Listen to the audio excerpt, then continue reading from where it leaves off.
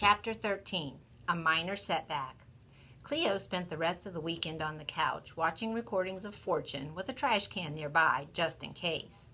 Mom and Josh got the bug too, so Dad ended up being nurse, cook, although no one felt much like eating, and janitor all weekend long. Barkley took turns in their rooms, lying on the floor near their beds. Church was not an option Sunday morning, and they had to cancel their visit with Melanie, the boys' first mom. Usually it was the other way around. Melanie may have been flaky, but Cleo liked her. She always brought Cleo a little gift along with whatever she brought for the boys, a coin purse or a beaded bracelet or a headband. Sunday night, after everyone was in bed, Josh appeared at Cleo's door, his Superman blankie draped over his arm. "I can't sleep." Cleo lifted her head, not the teeniest bit sleepy. She'd been thinking about her business. "Come on." She pulled back her covers. He slipped in beside her and snuggled close. Cleo had shared a room with Josh after they'd gotten him and JJ from foster care before the house add-on was done. She had just turned 6. Josh was not yet 2. He cried every night, it seemed, sucking his Superman blankie until the thing was half soaked. He would often end up in her bed, rubbing her hair between his fingers until he went back to sleep. It had made her feel good to be the big sister, helping her new brother feel a little bit less scared. He couldn't rub her sleep-cap-covered braids, but he didn't seem to want to. She heard him sucking his thumb. She didn't try to stop him, even though the dentist had warned that if he didn't, there'd be permanent damage to his teeth. At least he didn't do it publicly like JJ. Why didn't Melanie want us anymore? Cleo felt a pit in her stomach. It was a horrible, awful question that she wished didn't have to be asked or answered, even though she knew the right thing to say. "It's not that she didn't want you, Joshy. She just couldn't keep you." "But why?" "Well, she couldn't take care of you and JJ the way you needed. I know it's hard, but if you hadn't come, I wouldn't have 2 great brothers. And that would be horrible." She heard the pop of his thumb being released from his lips. "And I wouldn't have you." He turned his head, looking up at her with big cow eyes. "That would be horrible too."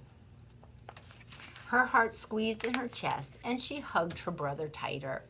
If only it were as easy to answer the same questions for herself as it was to answer Josh, and if only the answers she'd given him were enough to satisfy her questions as well.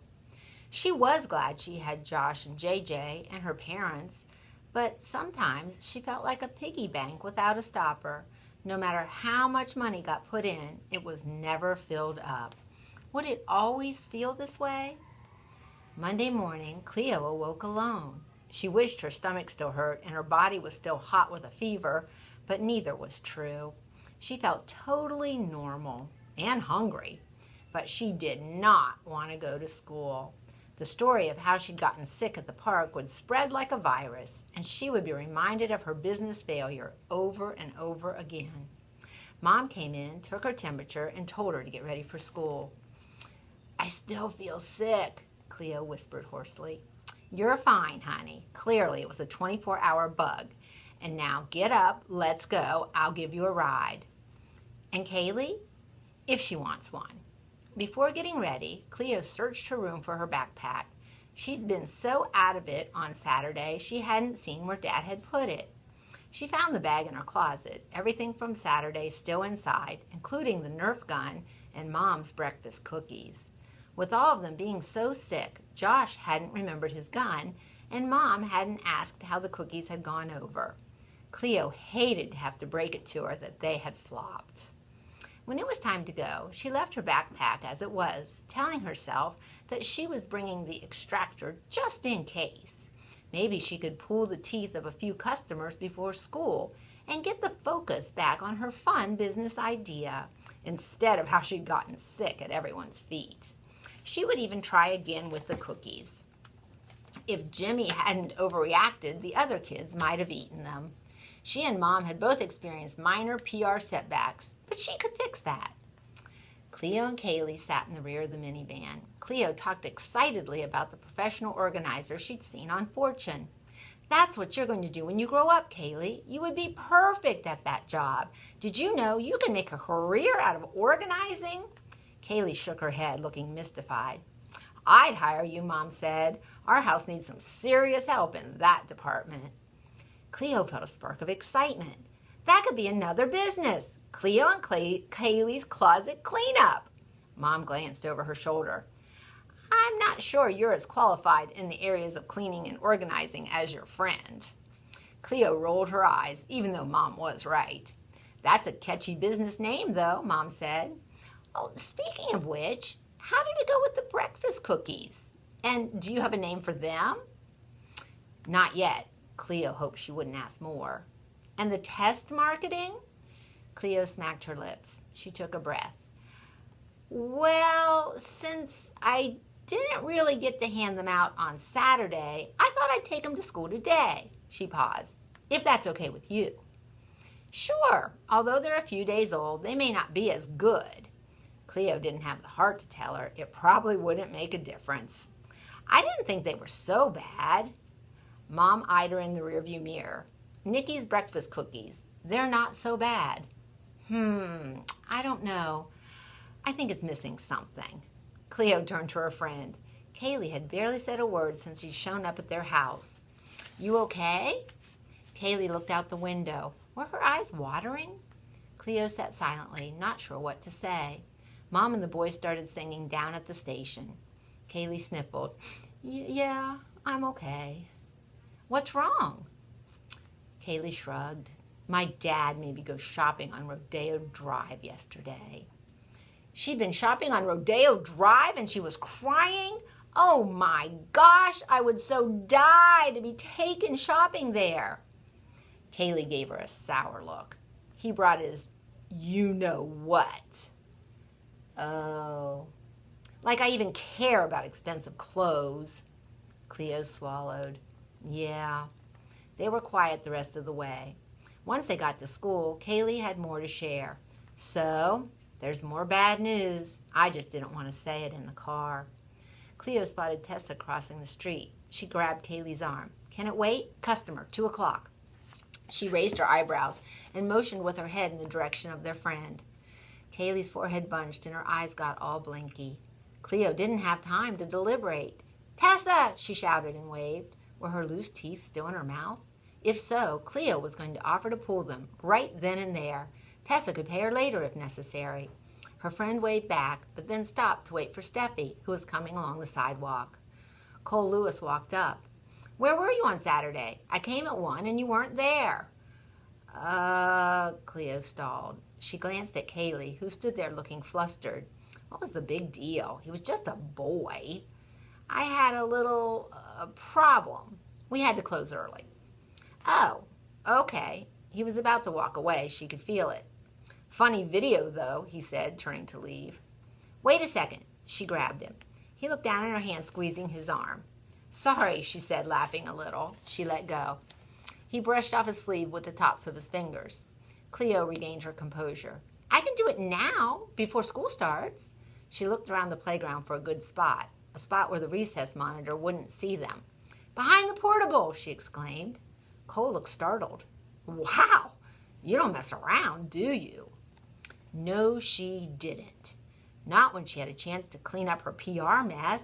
If big man of the classroom, Cole Lewis, used her service, loads of kids would be lining up to do the same. She'd be back in business for sure. Kaylee pulled her off to the side. Did you bring the Nerf gun to school? She whispered urgently. It's okay, Cleo whispered back. How had she managed to surround herself with such worrywarts? She held up her pointer finger to Cole and mouthed the words, just a sec. It's just one extrication jelly. It'll be super quick. No one will even see us. Cleo, you can't. You can get in serious trouble. Cole had his arms crossed. Excuse me, are we done with your little meeting? Cleo hurried back to her customer. Kaylee huffed and walked in the opposite direction. I won't be able to video it, Cleo said. I don't care. Do you have $1? 50 cents, he said. 50 cents? That's all I've got. Milk money. Cleo pursed her lips. Okay, 50 cents. And you become my company's official spokesperson. Cole stroked his chin. You got a deal. He stuck out his hand and they shook. The first person I'm going to send your way is my sister. She's driving my family nuts with all her whining. He jumped around on his toes, flapping his hands and making his voice go high. Ooh, ooh, my tooth! I can't eat! I can't brush my teeth! He put his hands on his cheeks and pulled down, exposing the pink skin inside his lower eyelids. It hurts! Cleo laughed at his impersonation of Lexi. She was about to suggest they go do business when Tessa and Steffi walked up. Oh my gosh, Cleo, are you all right? Tessa asked. You were so sick, Steffi added. I'm fine, thanks for asking. She smiled nervously at Cole, who looked at her suspiciously. Tessa, do you still have your canines? Yeah, I was hoping you'd pull them out for me. Perfect, follow me. Cleo bounded toward the portable. As soon as they were out of sight of everyone on the playground, she put her pack on the ground, got a missile ready, and loaded her extractor extraordinaire. You can pay me later, Tessa, she told her friend. Within a matter of minutes, she had sent 3 teeth flying. Afterwards, Cole gave Tessa a fist bump. You are one tough girl, he said. She grinned, wads of gauze stuffed in her holes. The whistle blew. Cole gave Cleo a fist bump, too. She held open her hand. I think you owe me something else as well. I was going to give it to you, he said, reaching into his pocket. He placed 2 quarters on her palm. Oh, and I have something for you, too. She opened the bag of cookies. My mom offered them as a gift to my customers. Tessa just squinted and said, no thanks. Steffi also declined. I'll have one, Cole said. I never turn down cookies. He took a bite. His face contorted and he spit it out. Don't give these to your customers. They won't come back. Steffi and Tessa nodded, their faces apologetic. Cole dropped the cookie on the ground. Maybe a squirrel or bird will want it, but I doubt it. Poor Mom. Back to the drawing board for her. As soon as they got into their room, Cole started grandstanding about the hole in his mouth. He paraded around holding up his molar. Yes, I am a proud client of Cleo's quick and painless tooth pulling removal, Cleo corrected. Huh? Cole looked confused. It's Cleo's quick and painless tooth removal service. Oh, right. Anyway, it was quick, but it hurt like crazy. He held his cheek. It's still throbbing. Ow! Cleo glared at him. Just joking. I barely felt a thing. He chortled. A real comedian, that kid. When did you pull his tooth? Jimmy asked. Cleo glanced at Kaylee. Kaylee looked away. I thought you'd shut down your business after you lost your lunch on the sidewalk. Jimmy laughed. Several kids groaned.